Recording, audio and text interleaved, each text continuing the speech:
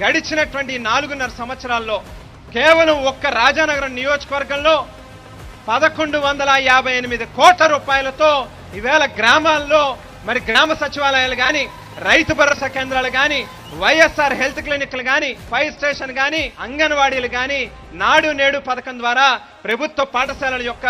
రూపురేఖలు మార్చడం కానీ, సీసీ రోడ్లు కానీ, డ్రైన్లు కానీ, లేక జిఎల్ఆర్ ట్యాంకులు కానీ, ఓహెచ్ఆర్ ట్యాంకులు కానీ, లేక పైప్ లైన్లు కానీ, అక్కడి నుంచి మొదలుపెట్టి సీతానగరం రోడ్డు ఏదైతే చిరకాల వాంఛగా చాలా కాలం నుంచి ఆ ప్రజలు ఎదురు చూస్తూ ఉన్నారో 104 కోట్ల రూపాయలతో 4 లైన్ల రహదారిగా ఆ రోడ్డుని నిర్మించడం కానీ, 215 కోట్ల రూపాయలతో మరి గోదావరి నీళ్ళని త్రాగునీరు కింద ప్రతి ఇంటికి కూడా అందించేటటువంటి కార్యక్రమం చేయడానికి శ్రీకారం చుట్టబోతా ఉన్నటువంటి విషయం కానీ, 91 కోట్ల రూపాయలతో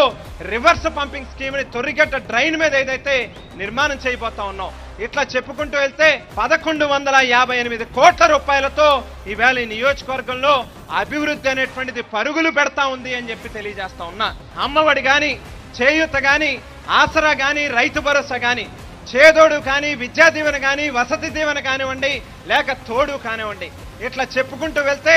అనేక సంక్షేమ పథకాల ద్వారా ప్రతి పేదవాడికి కూడా ఏ ఒక్కరి దగ్గరికి వెళ్ళి చేతులు జాచి దేహి అని చెప్పి మీ ఆత్మాభిమానాల్ని చంపుకోవాల్సినటువంటి అవసరం లేకుండా మీ ఇంటికే వచ్చి మీ తలుపు తట్టి దగ్గరుండి దరఖాస్తు చేయించి మీకు అర్హత కలిగి ఉన్నటువంటి అన్ని సంక్షేమ పథకాల తాలూకా ఫలాలని ఈవేళ నేరుగా మీ అకౌంట్లోకి డబ్బులు వేస్తా ఉన్నటువంటి కార్యక్రమం ఈ ప్రభుత్వం చేస్తా ఉంది. దానికి గాను మన నియోజకవర్గంలో